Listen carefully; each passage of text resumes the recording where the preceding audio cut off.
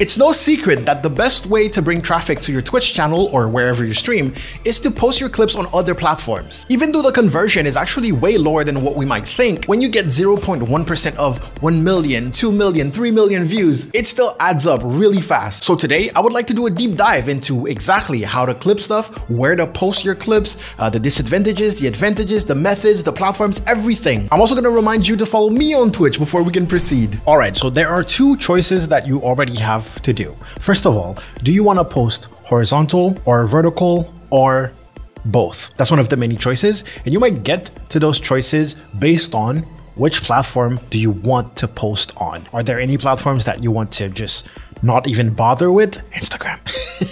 I'm not saying you should, I just hate Instagram with a passion, but I'm addicted, I can't stop using it. Or do you want to put in the effort, maximize your chances, and actually post on every single platform, at least that's relevant right now? There might be an argument to be made that the major platforms basically favor the whole vertical thing. I'm of course talking about TikTok, YouTube Shorts, and Instagram Reels. And for horizontal, landscape or 16:9 mode, we're mostly thinking about strictly social media platforms where you can see like landscape mode is not necessarily frowned upon, even though portrait mode is also very much advantageous if you're on a mobile phone, which is like where most people use it. Of course, apart from X, there's also Threads and Blue Sky. And yes, we'll go over all the limitations of each platform. Please keep in mind that at the end, I think I'm gonna go and tell you what I think. Personally, I'm gonna give you my opinion, but right now I just wanna give you the facts. So now that you decided what your clips are gonna look like and which platforms you're gonna post them on, maybe it's time to know what type of clips you wanna post in a sense of what consists on the basic format of your clips. Let's say that you go with horizontal or even vertical, it doesn't really matter. The biggest thing that I want for you is to have your name tag in there,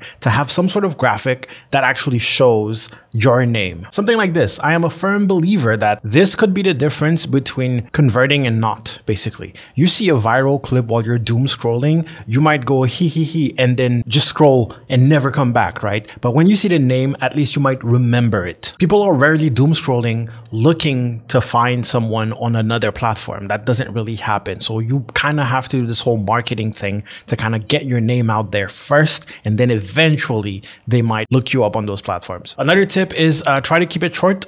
I know that platforms are giving you more and more time to do stuff, but that is if you're creating content exclusive to those platforms, right?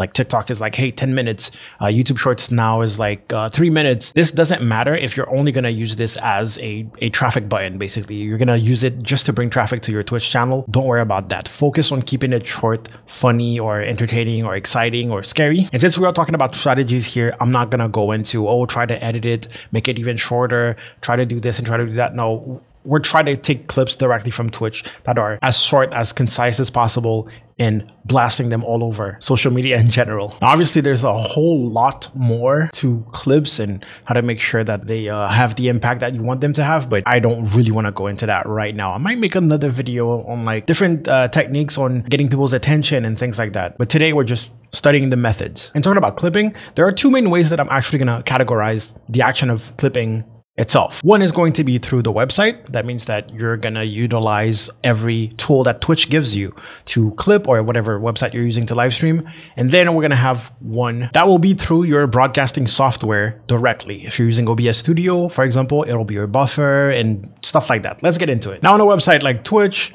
first, easiest thing that you probably know about is the clip button right here. You click on it, boom, that opens up. So you can click it yourself maybe after the stream. If you're rewatching your VOD, you can encourage your viewers to click on it. And then something that is pretty cool is that you can actually edit clips now. So even if someone clipped something good, but they didn't like frame it right, they didn't trim it right, or they have like a pretty bad title, you can go back and add your own title. You can also edit the vertical layout, which like your viewers can also do, and be like, okay, this is gonna be, if something is happening here, that's it. If something is happening in the game, that will be it. Or you can stack it and have, you know, a part be the camera and the other part will be the gameplay. Awesome. If the method is going to be rewatching your VOD to create the clips, you can add stream markers, and those only show up when you're trying to do a highlight. So basically the method would be press a button or just click on this on your dashboard, or have it linked to a chat command or something like that where you trigger a stream marker. And then you can go back click on highlight your VOD. I'm gonna try to find an old one where maybe I have some markers. And you can see I have a marker right there. And then I would have the VOD on another tab where I would just go to where the marker is. It's like, it's a horrible workflow. I don't do this. So if you do this with markers, tell me what your workflow is, because this seems horrible, to be honest. The advantage here is that it's easy to place the markers, as I showed you from the dashboard. Software like Stream Deck, right here under Twitch, you will see add stream marker, create stream marker right there. And it's super easy to just set that up. But at the same time, if you just want to create a clip, you can just use this. You can use a Stream Deck, your Twitch dashboard to just click a bot. Can you use Nightbot to add stream marker? Apparently yes, and my friend Truey has a video on it, so check it out. Anyways, check out Truey. She's an awesome content creator and does a lot of videos on technical stuff like that. So I'm gonna say bots. I'm guessing software like StreamerBot can also do the same thing. Okay, so there's many ways to clip directly on the Twitch website. What are the advantages? Why would I want to do this? Honestly, I'd say it's for archive purposes, right? Clips stay on your channel. When people come to your channel, sometimes it's the first thing that they see. I think the featured clip sometimes shows up on your main page. See, someone goes to twitch.tv/getlevel. First thing they're going to see is my featured clips. So it's important to have some there that represent what's going on your channel in general, right? But also the whole archive purposes thing that I was saying is that under content, if you go to clips on your dashboard, you can search clips by name. You can sort them by date they were created. You can tell who created them, exactly which day, how many views they got, and all that good stuff. So it's a great way to permanently store them in a way. If I want to see like my oldest clips, here I'll have a bunch of 2017 clips, which is awesome. Okay, how else are you going to clip stuff if you're not doing it straight from Twitch? Well, you can clip from your broadcasting software. So if you're using software like OBS Studio, they have something called Replay Buffer. And now we get the huge advantage of basically Replay Buffer doesn't just record something, it records in the past in a way. Basically, you press a button and it basically will record whatever happened the past 30 seconds or 15 seconds or minutes. You decide how long it can be. Also an advantage compared to the limits that you're going to have with Twitch clips. I think Twitch clips is 1.5 minutes. I'm not completely sure on that. So Replay Buffer on OBS Studio. I'm going to put Shadowplay on its own thing because, well, whatever. But Shadowplay is also a replay buffer, but it's for people who use NVIDIA GeForce. I just kind of want to separate this for no reason. But of course, you have the option to just record. If you know something is going to happen, you can literally record with OBS Studio or Streamlabs Desktop or whatever you're using. If it has a record button, you can just record. Shadowplay can also just record. And then the action happens and you stop the recording and boom, you have a clip. But you're going to ask me, hey, we showed that Twitch, if you wanted to do landscape, then you have that option when you're editing the clip, but they also give you the option to edit horizontal clips at the same time. And you have the option to download which one you want. Replay Buffer with OBS, if I'm streaming landscape, is just going to take a clip that's landscape, right? How do I take a clip that's horizontal, ready to go, and even eventually has my name tag on it? And this is where we're going to use Atom Vertical, which is a plugin for OBS Studio that gives you an extra canvas that is vertical. You can customize it as you please. I like to make it basically TikTok ready with a name tag, and I'm going to have my camera going to be up top and my gameplay is going to be at the bottom. And it has its own replay buffer, something called Backtrack. And what I like to do is basically in OBS Studio, I like to set a keyboard shortcut that is the exact same keyboard shortcut that I have for regular replay buffer in OBS and also Backtrack. So with the press of one button, I get 2 clips in both horizontal and vertical format. And those are saved directly to your computer, which we're going to see later, but we'll probably make it easier for you to publish them. Also keep in mind that yes, you can link those two separate things to different scenes. So if you're switching scenes, then you can switch scenes in the vertical setup too at the same time, like automatically. Now Atom Vertical also can do like multi-streaming, but I've never used it for that. I mostly use it to record and do that backtracking thing. Also, yes, it can record too. And there's actually a third secret way to manage and handle your clips, but I don't necessarily want to include it here. It's to use other services that will basically use things like AI to analyze your VODs and then create clips based on that. There's a lot of free options out there. There's a lot of paid options. Well, usually they're freemium and stuff. You're limited. You can use those things. The problem is that they are going to decide what to clip at the end of the day, and you might have to go back and tweak everything over and over again. Whereas if you're prepared and you actually take intentional clips, you don't have to like worry about, oh, is this clip good enough or whatever. It's like, this thing was happening. So I know what's happening in that clip, right? I know that this is interesting and I want to post this. One thing that I want to talk about, and I'm probably not going to write it down, is some advantages and disadvantages between website and software. Website is definitely great because your Twitch channel will have those clips. You can pick the featured clips and stuff like that, and the whole archive and data. That's the big advantage on doing the clips on Twitch. So you clipping yourself, going back, watching your VOD, or telling your chat, or a combination of all of that is amazing because of that clips tab that you have on your dashboard, and you can control, you can delete, you can now edit. Just amazing. And we'll talk about publishing too. There are some advantages, disadvantages there too. But something that you need to keep in mind is that when you clip from Twitch, you're clipping from the broadcast, like directly, and you're usually streaming 1080p, highest quality 1080p, 60 FPS, 6000 bitrate. And that's it. If your camera is kind of tiny and you want to put it in this canvas, it might seem low quality to you. And if you stream 720p 60 FPS, then some clips, as soon as you start zooming in, it's going to look horrible. Honestly, it's going to look pretty bad. It's going to look pretty low quality. And some algorithms for some platforms don't like that. You upload a clip that seems to be low quality, they'll be like, we're not really going to push this in the algorithm. So that's something to keep in mind. This is the biggest disadvantage to use the website, to do like clips from the website, is the quality. Now, when it comes to software, something like Shadowplay, for example, I probably should have mentioned that Shadowplay only takes the game, right? It's not going to take your face unless, like, I think there's an overlay system. Anyways, Shadowplay is usually what you pick when you want to save like the last 30 seconds of your gameplay. And this is like super high quality. You can set it to be really high quality at the maximum FPS possible. It will include the game sound plus your voice. OBS Studio Replay Buffer, for example, it will take what the stream sees, but what your OBS preview sees actually. So highest quality, no bitrate limitation necessarily, depending on your video settings in OBS. Same thing for ATEM Vertical. But, and I can't emphasize this enough, the disadvantage is that you're going to spend a year taking clips like this, posting high quality clips, but then when people go to your Twitch channel, they're not going to see anything. There's not going to be a lot of clips unless you manage to also clip on Twitch at the same time that you're recording those buffers on your hard drive. It's a lot. It becomes a lot really fast. So you kind of have to, it's a dilemma. You kind of have to choose between both. But yeah, that's the big disadvantage. It's the fact that first of all, you don't have like the easy edit thing that Twitch gives you when you clip something now. You definitely don't have the whole data archive of finding clips from 2017 unless, you know, you have a hard drive that you keep for years and you never lose it. But yeah, now that we talk about how to clip, let's talk about where to clip, how to post. And the big option here is manually.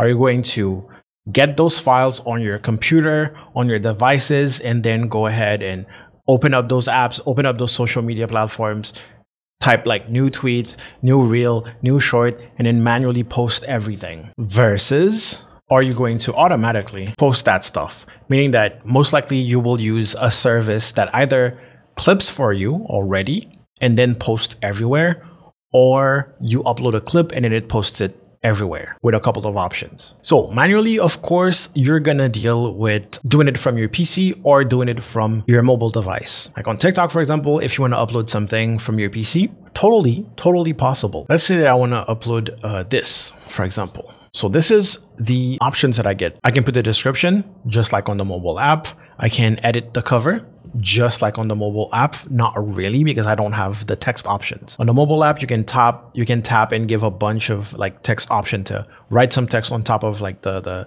thumbnail. You don't get that. Locations, playlist, all of that is good. And you can tell that I don't have options for music, for example. What if I want to put like a viral song that's going on? What if I'm following a certain trend or I'm doing a reference to a trend? Unless we click edit video here. Okay, my bad. I actually did not know that you could add sound from desktop. Damn. All right. Okay, cool. You can, what? You even have access to your favorites. That's so cool. Never mind. You can absolutely add sounds. You just got to click edit video and then you can just pick a sound and you can even search sounds. You can even look for templates on PC now. That is so Instagram could never. Let me see. Instagram, I can create posts. I can drag and drop stuff. Oh my God, that scared me. Video posts are now shared as reels. I can pick up the cropping, but no stacks. Cover photo. Okay, so far so good. Hey, look, it's me and Nutty. I can trim it, keep the sound on. I can also select a custom thumbnail from the computer. So that's something to keep in mind. Then I can type my caption and that's it. This one didn't give me option to pick a sound. TikTok on top. I feel bad for people who are not gonna have TikTok anymore. I know that YouTube Shorts don't give you the option to pick a cover when you upload from desktop, like to pick a thumbnail if it's a short. You can see here it says you can change the thumbnail on the YouTube mobile app. All that to say that manually means posting directly from PC and or mobile. Automatically means posting from website, for example, Twitch. They do have the option. I'm going to show you that in a little bit. Or special service to all platforms. So let's say I have this clip, and if I want to share it, you can see I have the edit. So this is where you can edit like the portrait version. And let's say I want this to go on TikTok. I would have this, and I would stack it, and I would most likely have this going on. I could apply this, click save clip, and if I want to share it, I can click here and you can see I have access to YouTube, TikTok, X, Facebook, Reddit. So if I want to share directly to those, it's possible. Although I'm pretty sure X, Facebook, and Reddit is like you just share the link or something. But TikTok and YouTube for sure, you can directly upload. And you need to log in to your account through Twitch, basically connect your account. And those are the options that you're going to get, YouTube and TikTok. So for YouTube Shorts, you can directly share that portrait version there, which is nice. But most importantly, what I really want to show you is on TikTok, not only can you share directly to TikTok, but of course, they don't give you all the options because, hey, this is just the title. And then some options allow comments, allow duets, allow stitch. This is the biggest thing that Twitch ever did. It's send draft to TikTok. So it will send this clip as a draft to your TikTok. So then on your phone, you can just open it up and then the clip is there ready to be published, right? Ready to add sounds, use the filters, use all the options that you have on mobile, or just do it from desktop too, which is pretty awesome. YouTube, I haven't tried that yet. I would have to connect my YouTube channel, but it's also an option. As you can see here in the export clip, X, Reddit, and Facebook isn't there. So that's why I'm speculating that it's just going to send a link. So technically Twitch counts as a website that you can post from that actually post on quote unquote all platforms if TikTok and YouTube Shorts are basically all of your platforms that you chose. But believe it or not, there's also another free service by Adobe. First of all, Adobe and free usually don't go together, but Adobe Express is free to use. If I create a design and I go to share, there's actually a ton of options to share to. Well, not a ton, but a couple. But most importantly, you have the schedule post option.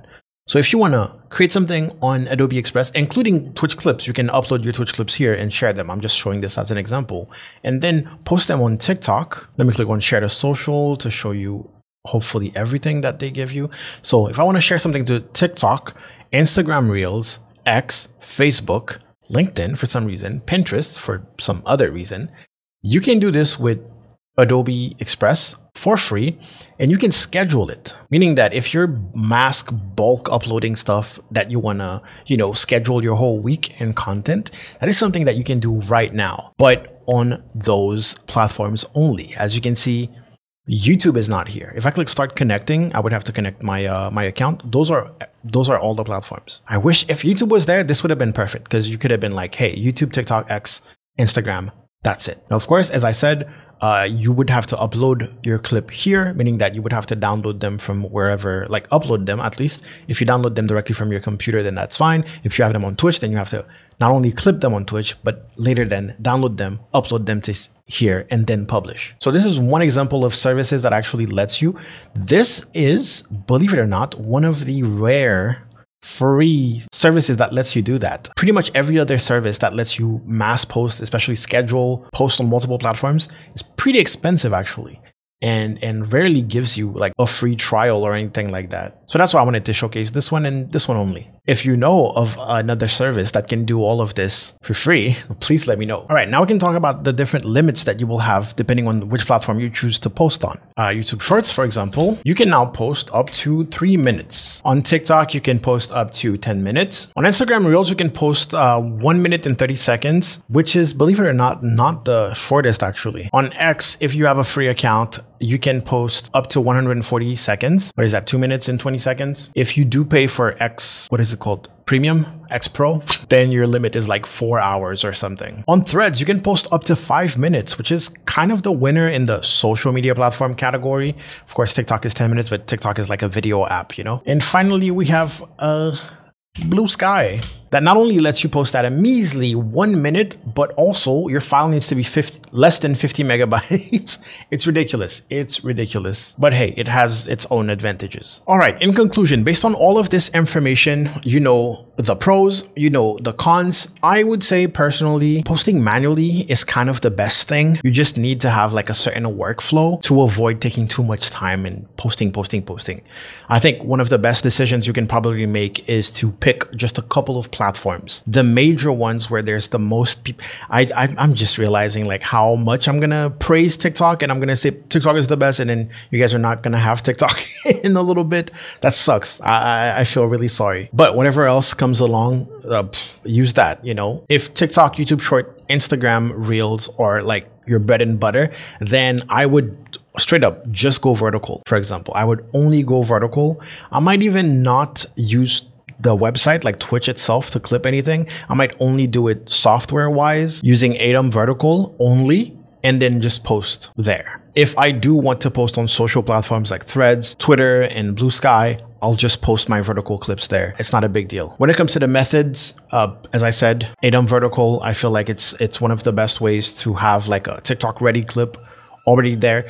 And the best part of that is that if you want to have that name tag that I told you about, you can have it on Atom so that your stream doesn't see the name tag, but every clip you take has the name tag in it. That being said, apps like TikTok and Instagram Reels lets you add stickers, and you can have a name tag as a sticker. And yeah, from experience, when it comes to the limits on those platforms, I create original content for those platforms sometimes. So I have to I try to keep it under a minute. That way I feel kind of safe, even though like Blue Sky has been so annoying.